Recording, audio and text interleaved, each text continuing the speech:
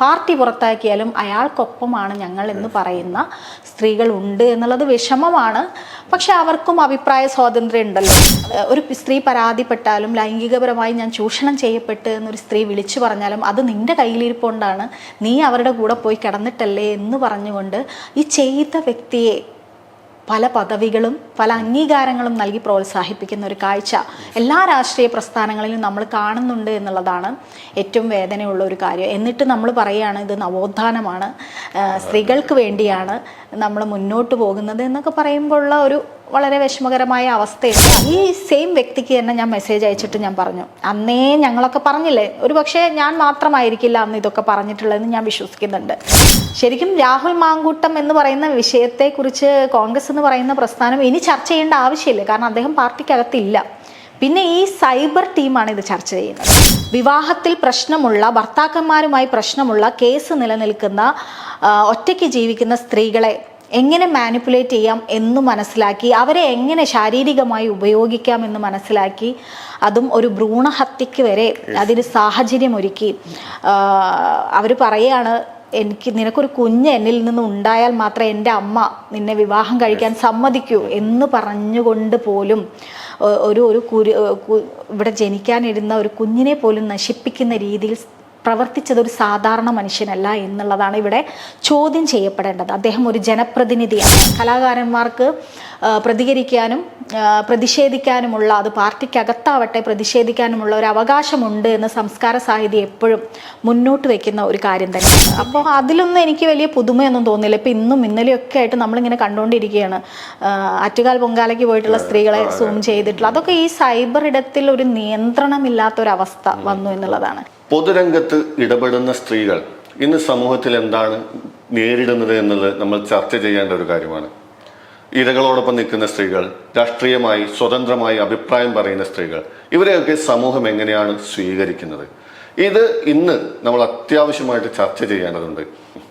ഇത്തരമൊരു ചർച്ചയിലേക്കാണ് മീഡിയ ഭാരത് ഇന്ന് നിങ്ങളുടെ ശ്രദ്ധ ക്ഷണിക്കുന്നത്. I am Harish Thankam. Welcome to chat with Harish തങ്കം.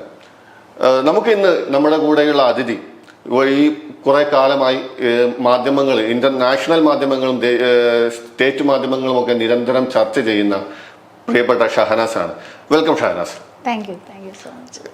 ഷഹനാസ് നമ്മൾ പരിചയപ്പെടുന്നത്, എനിക്ക് തോന്നുന്നത് ഈ രാഹുൽ മാങ്കൂട്ടത്തിൽ വിഷയത്തിൽ സ്വതന്ത്രമായ അഭിപ്രായം പറഞ്ഞ ഒരു കോൺഗ്രസ്സുകാരി എന്നുള്ള രീതിയിലായിരുന്നു. ഈ രാഷ്ട്രീയത്തിലേക്ക് കടക്കുന്നതിന് മുൻപ് ഈ ഒരു ഇഷ്യൂ ഷഹനാസ് നേരിട്ടപ്പോൾ ഷഹനാസിന്റെ ഫാമിലിയൊക്കെ എങ്ങനെയായിരുന്നു ഇതിനോട് പ്രതികരിച്ചത്?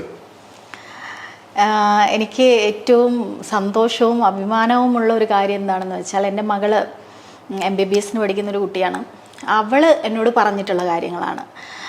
എനിക്ക് ഒരു തരത്തിലും പിന്മാറരുത്, മമ്മ ധൈര്യമായിട്ട് മുന്നോട്ട് പ്രതികരിച്ചുകൊണ്ട് മുന്നോട്ട് പോകണം എന്ന് പറഞ്ഞിട്ടുള്ള എൻ്റെ മകളുടെ വാക്കാണ് എനിക്ക് ഏറ്റവും വലിയ പ്രചോദനം എന്ന് പറയുന്നത്.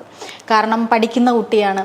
അപ്പോൾ സോഷ്യൽ മീഡിയ അടക്കമുള്ള ഇടങ്ങളിൽ നമ്മളൊരു അധികാരമുള്ള, പണമുള്ള, പ്രശസ്തിയുള്ള ഒരു വ്യക്തിക്കെതിരെ പ്രതികരിക്കുകയാണ്. ആ പ്രതികരിക്കുന്ന സമയത്ത് നമ്മളെ എത്രത്തോളം ഒരു സ്ത്രീയെ പലപ്പോഴും ആളുകൾ മോശമാക്കുന്നത് അവരുടെ ശരീരത്തെയാണ്, അവരുടെ സ്വഭാവത്തെയാണ്. ഇതൊക്കെ അപമാനിച്ചുകൊണ്ട് പറയുമ്പോൾ എൻ്റെ മകൾ ഒരു പഠിക്കുന്ന കുട്ടിയാവുമ്പോൾ അവൾക്ക് വിഷമം ഉണ്ടാവുമോ എന്നുള്ളതായിരുന്നു എൻ്റെ വലിയ ഒരു ആശങ്ക. പക്ഷെ എന്നെ ഒരു നിമിഷം പോലും പിന്നോട്ട് പോകരുത് എന്ന് പറഞ്ഞ് എന്നെ പ്രചോദിപ്പിച്ചത് എൻ്റെ മകളാണ് എന്നുള്ളതാണ് എൻ്റെ വലിയ അഭിമാനം. മകൾ മാത്രമല്ല, ഹസ്ബൻഡ് തീർച്ചയായിട്ടും ഹസ്ബൻഡ് തന്നെയാണ് ഈ വിഷയങ്ങളിൽ. അദ്ദേഹം ഒരു ഡോക്ടർ കൂടിയാണ്. അദ്ദേഹം ഈ വിഷയങ്ങളിൽ എന്നോട് ശക്തമായിട്ട് നിൽക്കാൻ പറഞ്ഞ്, ഹസ്ബൻഡ് മാത്രം എന്ന് പറയാൻ പറ്റില്ല, ഹസ്ബൻഡിൻ്റെ ഫാമിലി, ഹസ്ബൻഡിൻ്റെ അമ്മ, അച്ഛൻ, സഹോദരി, ഒരാൾ പോലും എന്നോട് മുഷിഞ്ഞുകൊണ്ട് നീ എന്തിനാണ് ഇതിനൊക്കെ പോകുന്നത് എന്ന് പോലും ചോദിച്ചിട്ടില്ല. എൻ്റെ ഹസ്ബൻഡ് ഒരിക്കലും ചോദിച്ചിട്ടില്ല. എൻ്റെ ഹസ്ബൻഡിനെ അറിയാം. ഞാൻ 22ാമത്തെ വർഷമാണ് അദ്ദേഹത്തിനൊപ്പം ജീവിക്കുന്നത്. അപ്പം 22 വർഷമായിട്ട് ഒരുമിച്ച് ജീവിക്കുന്ന ഒരു ജീവിത പങ്കാളി എന്ന രീതിയിൽ അദ്ദേഹം എന്നെ എങ്ങനെ അടയാളപ്പെടുത്തിയിട്ടുണ്ട് എന്നുള്ളത് വളരെ വ്യക്തമായിട്ട് എനിക്കറിയാം. അപ്പം അതുകൊണ്ട് തന്നെ ഞാൻ എടുക്കുന്ന തീരുമാനങ്ങൾ, എൻ്റെ പ്രതികരണങ്ങളൊക്കെ എല്ലാ കാലത്തും സപ്പോർട്ട് ചെയ്തിട്ടുള്ള ഒരു ഭർത്താവാണ്. അത് എല്ലാ സ്ത്രീകൾക്കും ലഭിക്കണം എന്നില്ല. എന്നെ സംബന്ധിച്ചിടത്തോളം എനിക്ക് എൻ്റെ ഭർത്താവും മകളും ഈ നിമിഷവും എന്നെ മുന്നോട്ട് നടക്കൂ എന്ന് പറയുന്നതാണ് എൻ്റെ ജീവിതത്തിലെ ഏറ്റവും വലിയ ഒരു അഭിമാനം. ഇതിപ്പം നമ്മൾ സാധാരണ ഏതെങ്കിലും ഒരു കേസ് ആയിരുന്നില്ല ഇത്. ഒരു MLA ആയിട്ടുള്ള പ്രതിപക്ഷത്തിന്റെ ഏറ്റവും പ്രമുഖനായിട്ടുള്ള ഒരു നേതാവായിരുന്നു. അപ്പൊ ഈ ഒരു പ്രശ്നത്തിൽ ഷഹനാസ് ഇടപെടാൻ തന്നെ എന്താണ് കാരണം? സത്യത്തിൽ ഞാൻ രാഷ്ട്രീയമായിട്ട് നിൽക്കുന്ന ഒരാളാണ്, സാഹിത്യമായിട്ട് നിൽക്കുന്ന ഒരാളാണ്, എഴുത്തുകാരി എന്നതിനപ്പുറം ഒരു പബ്ലിഷറായിട്ട് നിൽക്കുന്ന ഒരു സ്ത്രീയാണ്. അപ്പോൾ നമ്മൾ ഇടപെടുന്ന മേഖലകളിലൊക്കെ നമുക്ക് ഉണ്ടാകുന്ന അനുഭവങ്ങളുണ്ട്.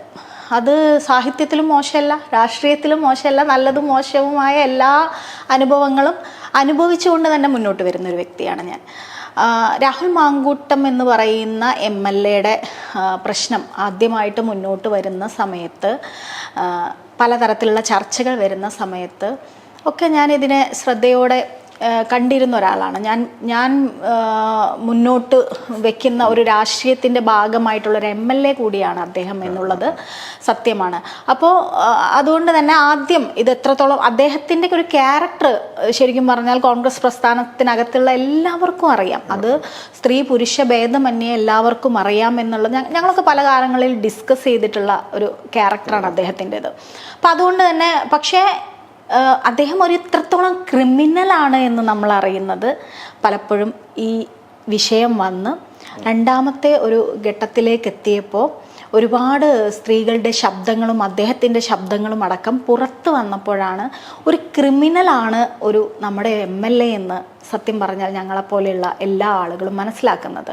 പക്ഷെ അദ്ദേഹം ഇത്രത്തോളം ക്രിമിനൽ ആണ് എന്ന് അറിയുന്നതിന് മുമ്പ് തന്നെ, അദ്ദേഹത്തിനെ യൂത്ത് കോൺഗ്രസ് പ്രസിഡൻ്റായിട്ട് വെക്കുന്നതിന് മുമ്പ് തന്നെ ഇത് ഞാൻ സംസാരിച്ചിരുന്നു എന്നുള്ളത് പറയേണ്ട ഒരു ആവശ്യം എനിക്ക് ഉണ്ടായതാണ് ഈ വിഷയത്തിൽ ഞാൻ ആദ്യമായിട്ട് പ്രതികരിച്ചത്. ഞാൻ ആ പ്രസ്ഥാനത്തിൽ നിൽക്കുന്ന ഒരാളാണ്. അതിനപ്പുറം രാഷ്ട്രീയം എന്നതിനേക്കാൾ അപ്പുറം ഞാനൊരു സ്ത്രീയാണ്.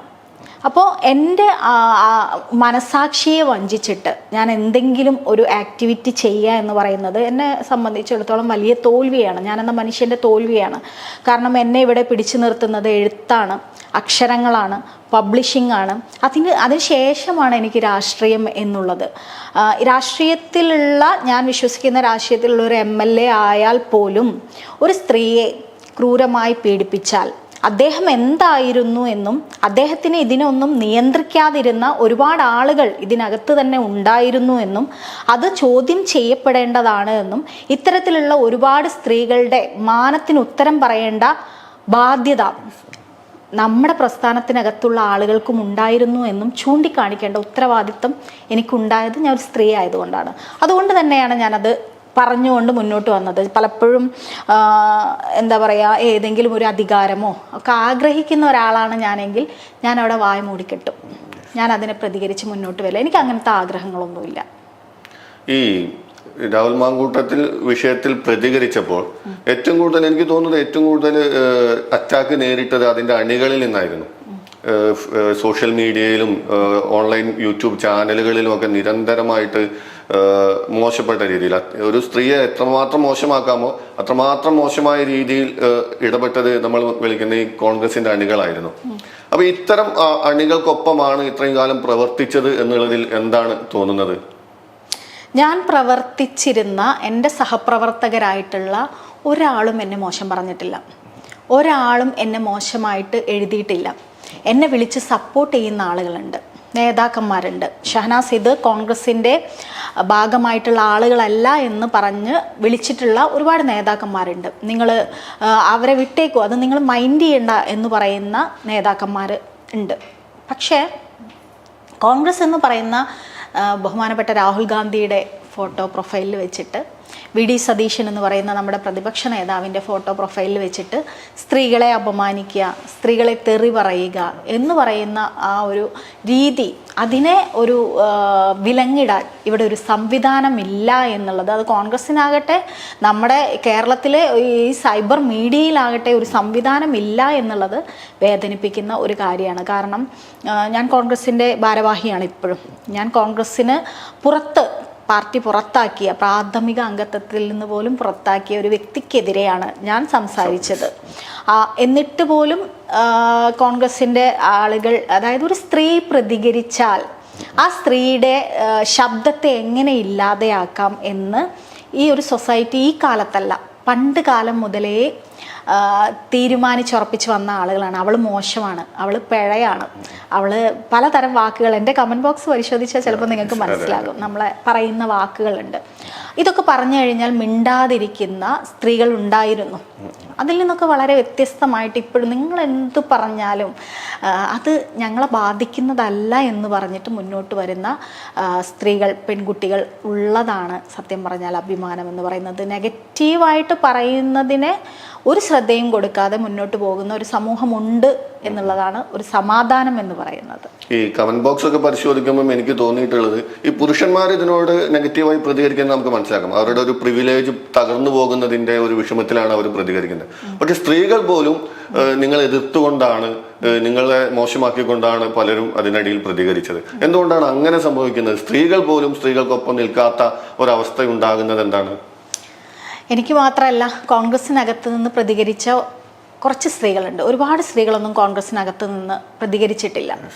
കുറച്ച് സ്ത്രീകളാണ് പ്രതികരിച്ചിട്ടുള്ളത്. ആ സ്ത്രീകളുടെയൊക്കെ കമൻറ്റ് ബോക്സിൽ ഇപ്പോഴും പോയിട്ട് തെറി വിളിക്കുന്ന സ്ത്രീകളായിട്ടുള്ള ആളുകളുണ്ട് എന്നുള്ളതാണ് സത്യം. ഒരിക്കലും ഒരു സ്ത്രീക്കെതിരെ പറയരുത് എന്നും സ്ത്രീകൾക്കൊപ്പം ഏതവസ്ഥയിൽ നിൽക്കണമെന്നും ഒക്കെ വിചാരിക്കുന്ന ഒരാളാണ് ഞാൻ. അതുകൊണ്ട് തന്നെ ആ സ്ത്രീകളുടെ പേരെടുത്ത് പറയുകയോ അവർക്കെതിരെ ഒരു പോസ്റ്റ് എഴുതുകയോ, സ്ത്രീകൾ മാത്രമല്ല, ട്രാൻസ്ജെൻഡർ കമ്മ്യൂണിറ്റി, ഞാൻ എപ്പോഴും റെസ്പെക്റ്റ് ചെയ്യുന്ന ഒരു കമ്മ്യൂണിറ്റി കൂടിയാണ് ട്രാൻസ്ജെൻഡർ കമ്മ്യൂണിറ്റി എന്ന് പറയുന്നത്. ഒരുപാട് സ്ട്രഗിൾ ചെയ്തിട്ട് അവരുടെ ആഗ്രഹങ്ങൾക്കനുസരിച്ച് ജീവിക്കാൻ മുന്നോട്ട് വരുന്ന ഒരു കമ്മ്യൂണിറ്റിയാണ്. ആ കമ്മ്യൂണിറ്റിയിലുള്ള ആളുകൾ പോലും എന്നെ, കോൺഗ്രസിൻ്റെ ഭാഗമായിട്ടുള്ള ആളുകൾ പോലും എന്നെക്കുറിച്ച് വളരെ മോശമായിട്ട് എഴുതുകയും എൻ്റെ ഫോട്ടോ ഷെയർ ചെയ്യുകയും ഒക്കെ ചെയ്ത അനുഭവം എനിക്ക് ഉണ്ടായിട്ടുണ്ട്. അത് ഞാൻ മനസ്സിലാക്കിയെടുത്തോളം അവർ കുറേ ഒരു എന്താ പറയുക, ഒരിക്കലും മാറാൻ തയ്യാറാവാത്ത ഒരു സ്ത്രീ സമൂഹം എല്ലാ കാലത്തും നമുക്കുണ്ട്. പണ്ടൊക്കെ നിങ്ങൾ പറയുന്നത് കേട്ടിട്ടുണ്ടാവും, ഒരു പെൺകുട്ടി കാലിൻ്റെ മുകളിൽ കാലെടുത്ത് വെച്ചാൽ അത് പുരുഷന്മാരെക്കാൾ കൂടുതൽ പറയുന്നത് സ്ത്രീകളായിരുന്നു. അത് ഇന്നും പറയുന്ന സ്ത്രീകളുണ്ട്. അത്തരത്തിൽ ഒട്ടും ഞാൻ മാറില്ല എന്ന് മാനസികമായി തയ്യാറെടുത്ത സ്ത്രീകൾ പുരുഷൻ ചെയ്ത എന്ത് തെറ്റിനെയും, ഒരു ഇല വന്ന് മുള്ളിൽ കൊണ്ടാലും മുള്ള് വന്ന് ഇലയിൽ കൊണ്ടാലും ആർക്കാണ് കേട് പറ്റുക എന്ന് പറയുന്ന രീതിയിൽ വിശ്വസിക്കുന്ന ഒരു പറ്റം സ്ത്രീകൾ ഇപ്പോഴും ഉണ്ട്. രാഷ്ട്രീയത്തിന് അങ്ങേയറ്റം രാഷ്ട്രീയത്തിന് അടിമപ്പെട്ട് അതിനകത്തുള്ള ഒരു പീഡകനെ പോലും തുറന്നു കാണിക്കാൻ ഞങ്ങൾ തയ്യാറല്ല, പാർട്ടി പുറത്താക്കിയാലും അയാൾക്കൊപ്പമാണ് ഞങ്ങൾ എന്ന് പറയുന്ന സ്ത്രീകൾ ഉണ്ട് എന്നുള്ളത് വിഷമമാണ്. പക്ഷെ അവർക്കും അഭിപ്രായ സ്വാതന്ത്ര്യം ഉണ്ടല്ലോ, അവർ പറയട്ടെ, അവർ പ്രതികരിക്കട്ടെ. പക്ഷേ നമ്മൾ എല്ലാവരും വിശ്വസിക്കുന്ന ഒരു നിയമം, നമ്മൾ എല്ലാവരും നിയമത്തിൽ വിശ്വസിച്ച്, നീതിയിൽ വിശ്വസിച്ച് മുന്നോട്ട് പോകുന്ന ആളുകളാണ്. ആ നിയമം ഇവിടെ നിലനിൽക്കുകയല്ലേ, കേസ് ഇവിടെ നിലനിൽക്കുകയല്ലേ. 3ഓളം പെൺകുട്ടികളുടെ പരാതികൾ ഇപ്പോഴും ഇവിടെ ഉണ്ട് എന്നുള്ളത് സത്യമാണ്. അപ്പോൾ അവരൊക്കെ എന്ത് പറയുന്നു എന്നുള്ളതിന് ഒരു പ്രാധാന്യവും കൊടുക്കേണ്ടതില്ല എന്നാണ് ഞാൻ വിശ്വസിക്കുന്നത്.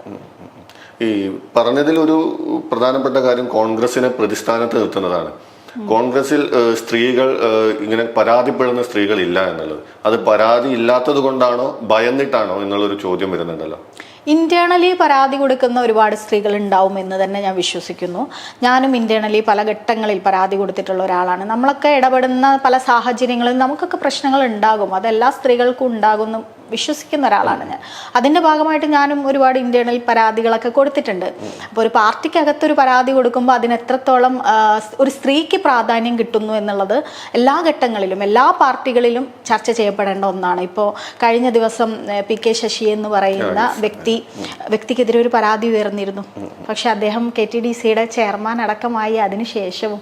അപ്പം ഒരു സ്ത്രീ പരാതിപ്പെട്ടാലും ലൈംഗികപരമായി ഞാൻ ചൂഷണം ചെയ്യപ്പെട്ട് എന്നൊരു സ്ത്രീ വിളിച്ചു പറഞ്ഞാലും അത് നിന്റെ കയ്യിലിരിപ്പുകൊണ്ടാണ്, നീ അവരുടെ കൂടെ പോയി കിടന്നിട്ടല്ലേ എന്ന് പറഞ്ഞുകൊണ്ട് ഈ ചെയ്ത വ്യക്തിയെ പല പദവികളും പല അംഗീകാരങ്ങളും നൽകി പ്രോത്സാഹിപ്പിക്കുന്ന ഒരു കാഴ്ച എല്ലാ രാഷ്ട്രീയ പ്രസ്ഥാനങ്ങളിലും നമ്മൾ കാണുന്നുണ്ട് എന്നുള്ളതാണ് ഏറ്റവും വേദനയുള്ള ഒരു കാര്യം. എന്നിട്ട് നമ്മൾ പറയുകയാണ് ഇത് നവോത്ഥാനമാണ്, സ്ത്രീകൾക്ക് വേണ്ടിയാണ് നമ്മൾ മുന്നോട്ട് പോകുന്നത് എന്നൊക്കെ പറയുമ്പോഴുള്ള ഒരു വളരെ വിഷമകരമായ അവസ്ഥയുണ്ട്. അത് എല്ലാ ഭരണം മാറി മാറി വരുമ്പോഴും ഇതൊക്കെ ആവർത്തിക്കപ്പെടുന്നു, സ്ത്രീകൾ ഇങ്ങനെയൊക്കെ ഇരയാക്കപ്പെടുന്നു എന്നുള്ള സത്യം തന്നെയാണ്.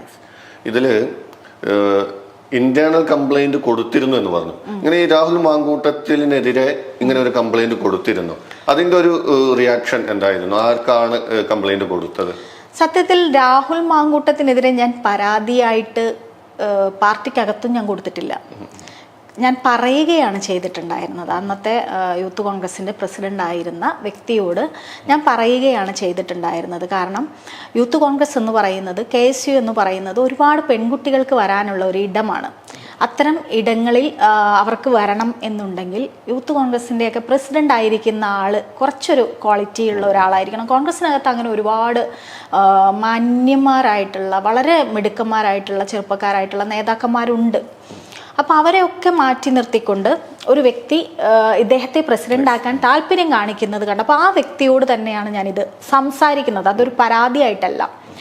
അപ്പോൾ എന്നെ സംബന്ധിച്ച് നമ്മൾ എത്ര പേർക്ക് സ്ത്രീകൾ ഇങ്ങനെ പരാതി കൊടുക്കും? നമുക്ക് മെസ്സേജ് അയച്ചു വരുന്ന, നമ്മളെ സ്റ്റാറ്റസിന് മോശം കമൻ്റ് ഇടുന്ന എത്ര ആളുകൾക്കെതിരെ നമുക്ക് പരാതി കൊടുക്കാൻ പറ്റും? ആ പരാതി കൊടുത്തു കഴിഞ്ഞാൽ തന്നെ ഒരു സ്ത്രീക്ക് എങ്ങനെയാണ് ആ ഒരു പരാതിയുടെ നീതി ലഭിക്കുന്നത്? എത്ര വർഷമെടുത്തിട്ടാണ് നീതി ലഭിക്കുന്നത്? ഒരു പരാതി കൊടുത്തു കഴിഞ്ഞാൽ ഒരു സ്ത്രീയെ ആക്രമിക്കപ്പെടുന്നത് എങ്ങനെയൊക്കെയാണെന്നൊക്കെ നമുക്ക് വളരെ വ്യക്തമായിട്ട് അറിയാം. അപ്പം അതുകൊണ്ട് തന്നെ ഇത് പരാതിയായിട്ടായിരുന്നില്ല ഞാൻ പറഞ്ഞത്. ഇത്രയൊക്കെ പറഞ്ഞു. അതിനുശേഷം അദ്ദേഹത്തിൻ്റെ ഈ പ്രശ്നങ്ങൾ ഇത്രത്തോളം ക്രിമിനലാണെന്ന് അറിയാതെയാണ് നമ്മൾ അന്ന് അത് പറയുന്നത്. എന്നിട്ട് ഇദ്ദേഹം ക്രിമിനലാണ് എന്ന് തെളിഞ്ഞ് ഇങ്ങനെ വാർത്തകൾ വരുമ്പോൾ ഈ സെയിം വ്യക്തിക്ക് തന്നെ ഞാൻ മെസ്സേജ് അയച്ചിട്ട് ഞാൻ പറഞ്ഞു, അന്നേ ഞങ്ങളൊക്കെ പറഞ്ഞില്ലേ, ഒരു പക്ഷേ ഞാൻ മാത്രമായിരിക്കില്ല അന്ന് ഇതൊക്കെ പറഞ്ഞിട്ടുള്ളതെന്ന് ഞാൻ വിശ്വസിക്കുന്നുണ്ട്. അന്നേ ഞാനിതൊക്കെ പറഞ്ഞില്ല പറഞ്ഞപ്പോൾ ഒരു സങ്കടത്തിൻ്റെ ഒരു സ്മൈലി ഇടുകയാണ് അദ്ദേഹം ചെയ്തത്. ഒരു പക്ഷേ അദ്ദേഹത്തിനും അറിയുക ഉണ്ടാവില്ല എന്ന് ഞാൻ വിചാരിക്കുന്നു. കാരണം ഇതൊക്കെ ഒരു വ്യക്തി, വളരെയധികം ക്രിമിനൽ മെൻറ്റാലിറ്റി ഉള്ള ഒരു വ്യക്തി ചെയ്തു കൂട്ടുന്ന ഒരു കാര്യങ്ങൾ മറ്റുള്ളവർക്ക് അറിയണമെന്നില്ല എന്ന് ഞാൻ ഇപ്പോഴും വിശ്വസിക്കുന്നു. അതിൻ്റെ ഭാഗമായിട്ടായിരിക്കാം അദ്ദേഹവും അത് ഇതിനത്ര ഗൗരവത്തിൽ എടുത്തു കാണില്ല. അതുകൊണ്ട് സംഭവിച്ചിരിക്കുന്നത് ഒരുപാട് സ്ത്രീകളുടെ മാനത്തിന് നമ്മൾ അങ്ങനെ ഇത് അറിയാതിരിക്കാനുള്ള സാധ്യതയുണ്ട്. കാരണം അദ്ദേഹത്തോടൊപ്പം ഉണ്ടായിരുന്നത് യൂത്ത് കോൺഗ്രസിലെ തന്നെ പല നേതാക്കളുമായിരുന്നു എന്നുള്ള പല ന്യൂസുകളും നമ്മൾ വായിച്ചിട്ടുണ്ടല്ലോ. അപ്പൊ അങ്ങനെ അറിയാതിരിക്കാനുള്ള സാധ്യത ഉണ്ട്. അറിഞ്ഞുകൊണ്ട് സംരക്ഷിക്കുകയായിരുന്നു എന്ന് പറഞ്ഞു കഴിഞ്ഞാൽ എന്താണ് അഭിപ്രായം? എനിക്ക് അത്രത്തോളം നമുക്കെല്ലാവർക്കും അറിയാമായിരുന്നു അദ്ദേഹത്തിൻ്റെ ഒരു മിനിമം ക്യാരക്ടർ എന്താണെന്ന്. അതൊരു പക്ഷേ സ്ത്രീ പുരുഷ ഭേദം എന്നെ അറിയായിരുന്നു. ഞങ്ങൾ പാർട്ടിക്കകത്ത് ചർച്ച ചെയ്തിട്ടുണ്ട്, പല ആളുകളും ചർച്ച ചെയ്തിട്ടുണ്ട്. ഇന്ന് അവരൊന്നും പുറത്തു വന്ന് പറയാൻ ധൈര്യപ്പെടുന്നില്ല. കാരണം ഈ ഒരു സൈബർ ടീമിനെ പേടിക്കുന്ന നേതാക്കന്മാർ തന്നെയാണ് എല്ലാവരും, സ്ത്രീകളും പുരുഷന്മാരും ഒക്കെ. പക്ഷേ എന്താ പറയുക, ഇങ്ങനെ ഒരു ക്രിമിനൽ മെൻറ്റാലിറ്റി ഉള്ള ഒരാളാണ് ഇദ്ദേഹം എന്ന് അറിഞ്ഞിരുന്നെങ്കിൽ ഒരിക്കലും അദ്ദേഹത്തെ ഒരു MLA ആക്കാനോ ഒരു പ്രസിഡന്റ് ആക്കാനോ മുതിരില്ല എന്നാണ് ഞാൻ വിശ്വസിക്കുന്നത്. ഇത്രത്തോളം ഒരു ക്രിമിനൽ ആണ് എന്ന് ഇപ്പോഴും നേതാക്കന്മാർ അറിഞ്ഞിരുന്നില്ല എന്ന് തന്നെ ഞാൻ ഉറച്ച് വിശ്വസിക്കുന്നുണ്ട്. കാരണം ഞാൻ ആ പ്രസ്ഥാനത്തിൻ്റെ ഭാഗമായി നിൽക്കുന്ന ഒരാളാണ്. മാത്രമല്ല ഇത്രത്തോളം ഇപ്പം ആദ്യത്തെ പ്രശ്നം ഉയർന്നു വന്നപ്പോൾ തന്നെ അദ്ദേഹത്തെ പാർട്ടിയിൽ നിന്ന് സസ്പെൻഡ് ചെയ്തു.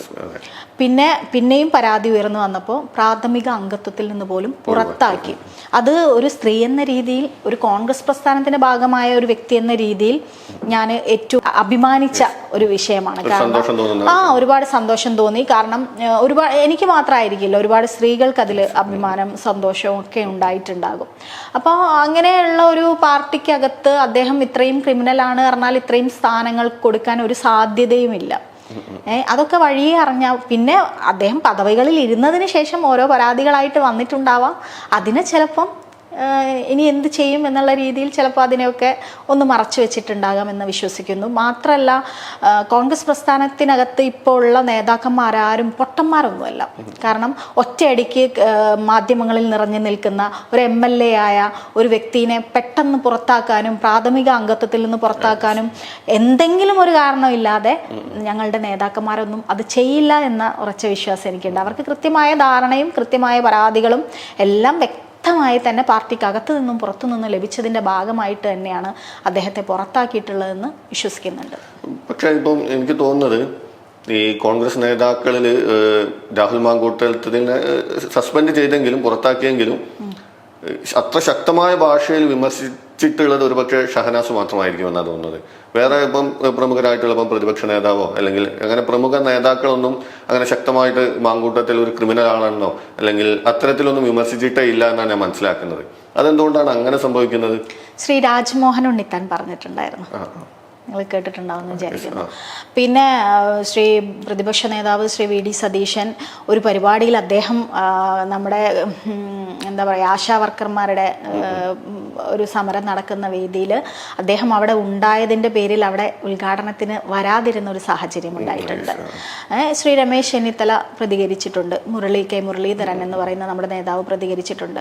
പക്ഷേ ഈ പ്രതികരിച്ച ആളുകളുടെ മുഴുവൻ നിങ്ങൾ പരിശോധിക്കേണ്ടത് സൈബർ ഇടത്ത് അവരെ വിളിക്കുന്ന, അവരെ തെറി പറയുന്ന വലിയൊരു കോൺഗ്രസിന്റെ തന്നെ ഒരു അണികളെന്ന് തോന്നിപ്പിക്കുന്ന ഒരു സൈബർ ടീം ഇവിടെ ഉണ്ടായി എന്നുള്ളതാണ്.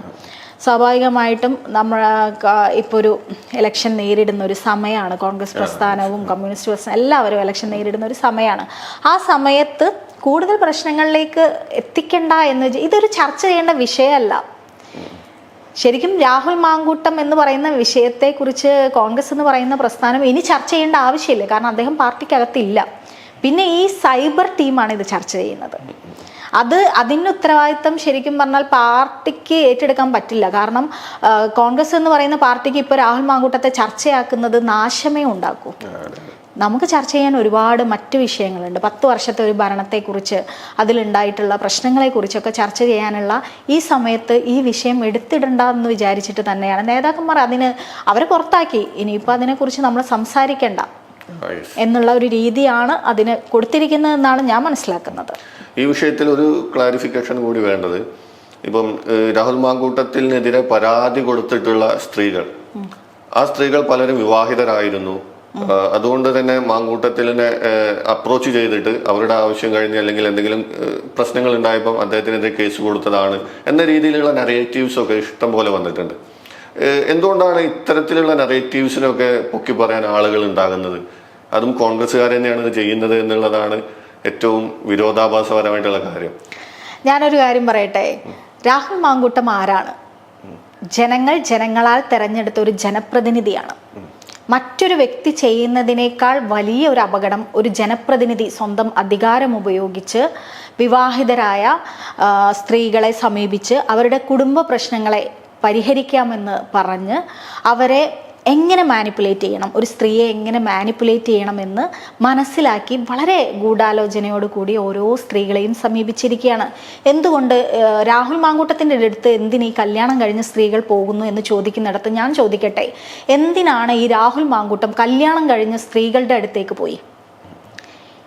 വിവാഹത്തിൽ പ്രശ്നമുള്ള, ഭർത്താക്കന്മാരുമായി പ്രശ്നമുള്ള, കേസ് നിലനിൽക്കുന്ന, ഒറ്റയ്ക്ക് ജീവിക്കുന്ന സ്ത്രീകളെ എങ്ങനെ മാനിപ്പുലേറ്റ് ചെയ്യാം എന്ന് മനസ്സിലാക്കി, അവരെ എങ്ങനെ ശാരീരികമായി ഉപയോഗിക്കാം എന്ന് മനസ്സിലാക്കി, അതും ഒരു ഭ്രൂണഹത്യക്ക് വരെ അതിന് സാഹചര്യം ഒരുക്കി. അവർ പറയുകയാണ്, നിനക്കൊരു കുഞ്ഞ് എന്നിൽ നിന്ന് ഉണ്ടായാൽ മാത്രമേ എൻ്റെ അമ്മ നിന്നെ വിവാഹം കഴിക്കാൻ സമ്മതിക്കൂ എന്ന് പറഞ്ഞുകൊണ്ട് പോലും ഇവിടെ ജനിക്കാനിരുന്ന ഒരു കുഞ്ഞിനെ പോലും നശിപ്പിക്കുന്ന രീതിയിൽ പ്രവർത്തിച്ചത് ഒരു സാധാരണ മനുഷ്യനല്ല എന്നുള്ളതാണ് ഇവിടെ ചോദ്യം ചെയ്യപ്പെടേണ്ടത്. അദ്ദേഹം ഒരു ജനപ്രതിനിധിയാണ്. നാളെയും ഈ നാട്ടിൽ പല മനുഷ്യരുടെയും പ്രശ്നങ്ങൾ കേൾക്കാനുള്ള ഒരാളാണ്. ഒരു സ്ത്രീക്ക് ഒരു MLA ഓഫീസിൽ പോയിട്ട് ഒരു പരാതി പറയാനുള്ള ഒരു സാഹചര്യം ഉണ്ടാവേണ്ട ഒരു മനുഷ്യനാണ് ഒരു MLA എന്ന രീതിയിൽ രാഹുൽ മാങ്കൂട്ടം കാണിക്കേണ്ടിയിരുന്നത്. ആ രാഹുൽ മാങ്കൂട്ടമാണ് ഈ ആളുകളൊക്കെ പറയുന്നത്, ഈ കല്യാണം കഴിഞ്ഞ പെണ്ണുങ്ങൾ അവരുടെ അടുത്ത് പോയി ഗിഫ്റ്റ് വാങ്ങിക്കൊടുത്തു, അത് വാങ്ങിക്കൊടുത്തു എന്ന് പറയുമ്പോൾ എന്തിനാണ് രാഹുൽ മാങ്കൂട്ടം കല്യാണം കഴിഞ്ഞ സ്ത്രീകൾക്ക് പിന്നാലെ പോയത്? അവിവാഹിതനായ അദ്ദേഹം ഞാൻ വിവാഹം കഴിക്കാമെന്ന വാഗ്ദാനം നൽകി. എന്തുകൊണ്ടാണ് മാനിപ്പുലേറ്റഡ് ആയിട്ടുള്ള കൺസെന്റ് ഉണ്ടാക്കിയെടുത്തത്? അതൊരു ചോദ്യമല്ലേ? എന്തുകൊണ്ടാണ് ആ ചോദ്യം ഈ സമൂഹം ചോദിക്കാത്തത്? അതിപ്പോഴും ആണധികാരത്തിന്റെ പരിധിയിൽ ഒതുങ്ങി നിൽക്കുന്നത് കൊണ്ടല്ലേ? എന്തുകൊണ്ടാണ്? ആണുങ്ങൾ എന്ത് ചെയ്താലും അതിനെ സ്ത്രീകളെ ക്വസ്റ്റ്യൻ ചെയ്യുക എന്ന രീതിയല്ലേ? ഒരു സ്ത്രീ ഭർത്താവുമായിട്ട് തെറ്റിപ്പിരിഞ്ഞു നിൽക്കുന്നു, അവരുടെ പ്രശ്നം പരിഹരിക്കാൻ എന്ന രീതിയിൽ ഒരു ജനപ്രതിനിധി ആ കുടുംബത്തിൻ്റെ അകത്തേക്ക് പ്രവേശിക്കുന്നു, പിന്നീട് ആ ഭാര്യയെ മാനിപ്പുലേറ്റ് ചെയ്ത് സെക്ഷലി യൂസ് ചെയ്യുന്നു, മാനസികമായും ശാരീരികമായും ട്രോമ ഉണ്ടാക്കുന്നു. നമ്മളൊക്കെ കേട്ടില്ലേ ഒരു ജനപ്രതിനിധി സംസാരിച്ച വോയിസ് ക്ലിപ്പ്, നമ്മളൊക്കെ കേട്ടതാണ്. എന്തെല്ലാം വൃത്തികേടുകളാണ് അദ്ദേഹം ആ സ്ത്രീയെ വിളിക്കുന്നത്. ഒരു ജനപ്രതിനിധിയാണ് വിളിക്കുന്നത്, ഒരു സാധാരണ മനുഷ്യനൊന്നുമല്ല. എന്തൊക്കെയാണ് ഈ നിനക്കിതാണോ പണി എന്ന് ചോദിക്കുന്നുണ്ട്. വളരെ മോശമായിട്ട് ഒരു സ്ത്രീയെ അഭിസംബോധന ചെയ്യുന്ന അദ്ദേഹത്തിന് സഹോദരിയും അമ്മയുമുണ്ട്. അപ്പം അത് ചോദ്യം ചെയ്യപ്പെടേണ്ടതുണ്ട് എന്നുള്ളതാണ് ഞാൻ അടക്കമുള്ള ഒട്ടുമിക്ക സ്ത്രീകളും ആഗ്രഹിക്കുന്നത്. അദ്ദേഹത്തെ പോലെ ഒരു വ്യക്തി അധികാരം ഉപയോഗിച്ച് ഇനിയും ഇവിടെ നിലനിൽക്കുമ്പോൾ ഇതുപോലെയുള്ള ചൂഷണങ്ങൾ ഉണ്ടാവും, സ്ത്രീകൾ അപമാനിക്കപ്പെടും, സ്ത്രീകളുടെ മാനത്തിന് നമ്മളൊക്കെ ഉത്തരം പറയേണ്ടി വരും. അപ്പം അങ്ങനെ ഒരു വ്യക്തി ഉണ്ടാവരുത്, ഒരു ജനപ്രതിനിധിയായിട്ട് ഉണ്ടാവരുത് എന്നുള്ളത് കൊണ്ടാണ് ഞാനൊക്കെ ഞങ്ങളുടെ പ്രസ്ഥാനത്തിനകത്തുള്ള ഒരു വ്യക്തിയായിട്ട് പോലും പ്രതികരിച്ചുകൊണ്ട് മുന്നോട്ട് വന്നത്. ഈ പ്രസ്ഥാനത്തിനകത്താണ് എന്ന് പറയുമ്പോൾ ഒരു സംസ്കാര സമിതിയുടെ നേതൃത്വത്തിൽ ഉണ്ടായിരുന്നു, ആൻഡ് ഇപ്പോഴും അതുണ്ടല്ലോ അല്ലെ. ഈ സംസ്കാര സമിതിയുടെ ഒരു റോൾ എന്താണ് ഈ സമൂഹത്തിൽ, ആൻഡ് ആ സമിതി എങ്ങനെയാണ് ഈ പ്രശ്നത്തെ നേരിട്ടത് എന്നുള്ളത്? അതായത് ഒരു സ്ത്രീ അതിന്റെ നേതൃസ്ഥാനത്ത് നിൽക്കുമ്പോൾ ഇത്തരം ഒരു പ്രശ്നത്തെ എങ്ങനെയാണ് നിങ്ങൾ അഭിമുഖീകരിച്ചത്? സംസ്കാര സാഹിതി, KPCCയുടെ സംസ്കാര സാഹിതി എന്ന് പറയുന്നത് KPCCയുടെ ഒരു ലിറ്ററേച്ചർ ഭാഗമായിട്ട് നിൽക്കുന്ന ഒരു സംഘടനയാണ്. അതിൻ്റെ സംസ്ഥാന ജനറൽ സെക്രട്ടറിയാണ് ഞാൻ. അതിൻ്റെ ചെയർമാൻ എന്ന് പറയുന്നത് CR മഹേഷ് MLA ആണ്. അപ്പോൾ ഈ പ്രശ്നങ്ങൾ നിലനിൽക്കുന്ന സമയത്തൊക്കെ ഞാൻ ഇതിൻ്റെ ഭാഗമായിട്ട് നിൽക്കുന്ന ഒരാളാണ്. എന്നോട് ഒരിക്കലും CR മഹേഷ് എന്ന് പറയുന്ന ഞങ്ങളുടെ ചെയർമാൻ പാർട്ടിയിൽ നിന്ന് മാറി നിൽക്കണമെന്നോ പ്രതികരിക്കരുത് എന്നോ ഒന്നും പറഞ്ഞിട്ടില്ല. കലാകാരന്മാർക്ക് പ്രതികരിക്കാനും പ്രതിഷേധിക്കാനുമുള്ള, അത് പാർട്ടിക്കകത്താവട്ടെ പ്രതിഷേധിക്കാനുമുള്ള ഒരു അവകാശമുണ്ട് എന്ന് സംസ്കാര സാഹിതി എപ്പോഴും മുന്നോട്ട് വയ്ക്കുന്ന ഒരു കാര്യം തന്നെയാണ്. പിന്നെ മറ്റൊരു കാര്യം, സംസ്കാര സാഹിതിയുടെ ഭാരവാഹികളായിട്ടുള്ള നേതൃത്വത്തിൽ നിൽക്കുന്ന എല്ലാവരും കലാകാരന്മാരും സാഹിത്യകാരന്മാരൊന്നുമല്ല. അപ്പോൾ അങ്ങനെ ചിന്തിക്കാനും അങ്ങനെ പറയാനും CR മഹേഷ് എന്ന് പറയുന്ന വ്യക്തി ഞങ്ങളുടെ ചെയർമാന് സാധിക്കുന്നത് അദ്ദേഹം ഒരു കലാകാരനായതുകൊണ്ടാണ്. പക്ഷെ അതിൻ്റെ കീഴിൽ വരുന്ന കുറച്ച് നേതാക്കന്മാരുണ്ട്, അവർക്കത് അങ്ങനെ പറയാൻ സാധിക്കണമെന്നില്ല എന്നുള്ള ഒരു പ്രശ്നമൊക്കെ അതിലുണ്ട്. ഒരു ഉറപ്പായിട്ടും പാർട്ടി പുറത്താക്കിയ ഒരാൾക്കെതിരെ, ഒരു പീഡകനെതിരെ ഞാൻ പ്രതികരിച്ച വിഷയമായിട്ട് പോലും എൻ്റെ നേരെ വിരൽ ചൂണ്ടിയിട്ടുള്ള കോൺഗ്രസിനകത്തുള്ള ആളുകളുണ്ട്.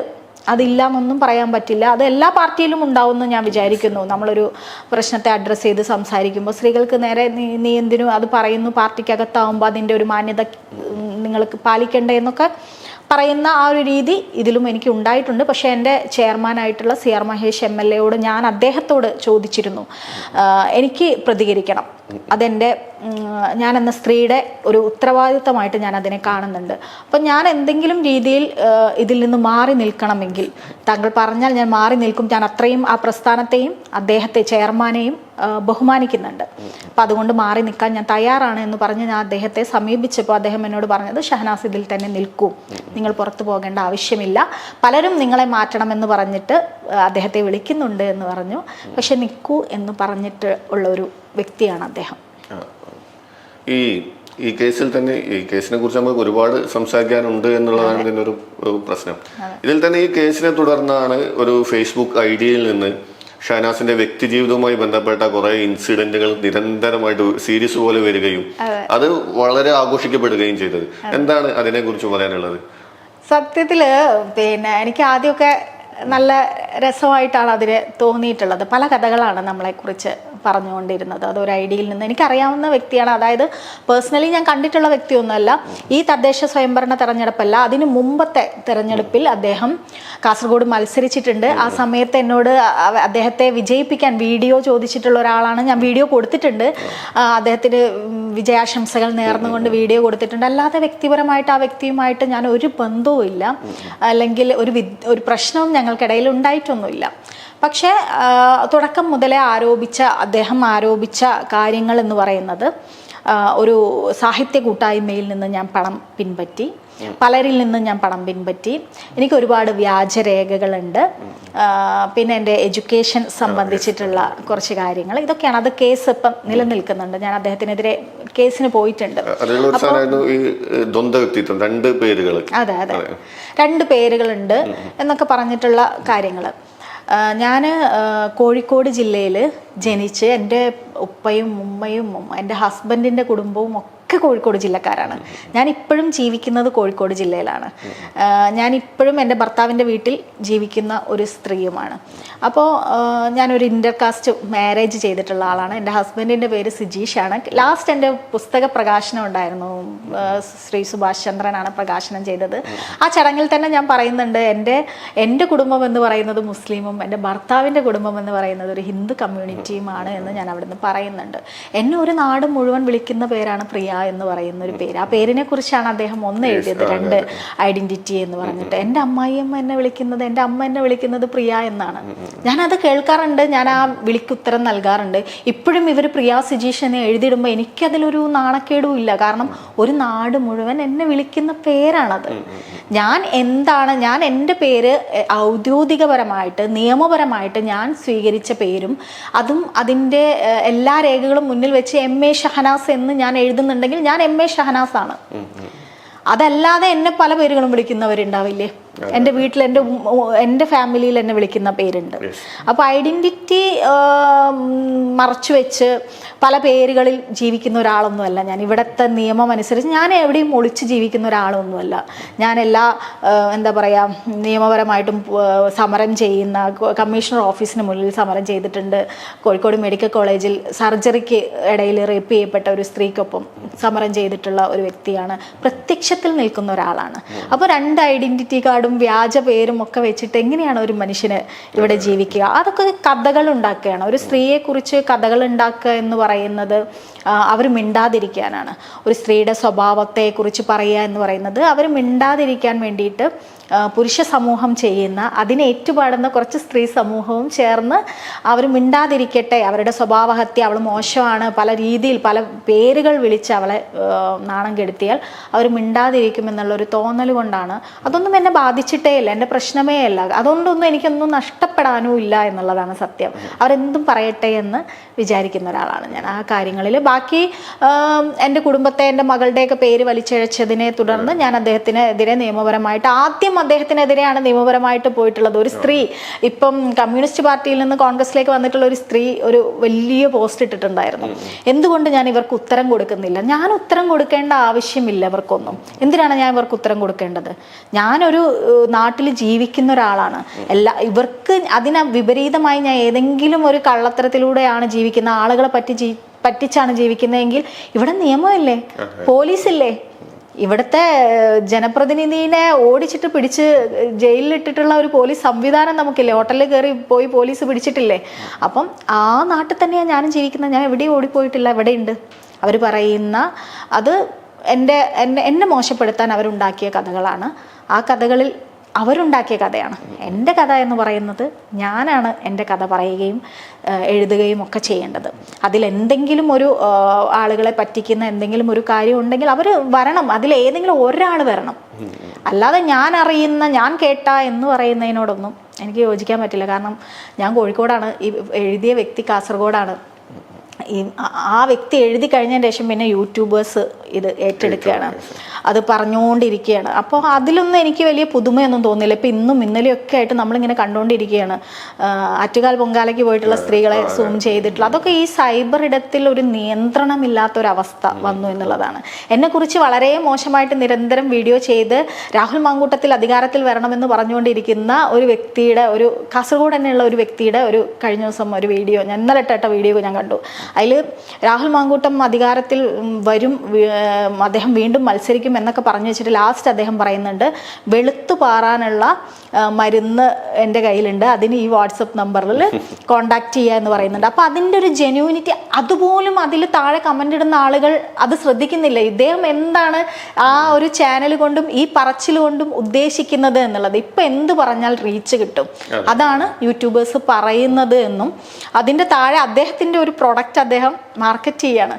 അതിനെക്കുറിച്ച് ഒരു കമൻറ്റും കാര്യങ്ങളും താഴെയില്ല. രാഹുൽ വരും, രാഹുൽ വരണം, രാഹുലിനെ അങ്ങനെ ആർക്കും മാറ്റി ഞാൻ അതിലെ കമൻറ്റുകൾ കണ്ടിട്ട് നമ്മുടെ ഒരു സമൂഹത്തിൻ്റെ സാംസ്കാരിക കേരളം എന്നൊക്കെ പറഞ്ഞ് നമ്മുടെ ഒരു നാട്ടിലെ ജനങ്ങളുടെ ഒരു അധപ്പതിച്ച അവസ്ഥയെക്കുറിച്ച് ആലോചിച്ച് എനിക്ക് ചിരി വന്നിട്ടുണ്ട്.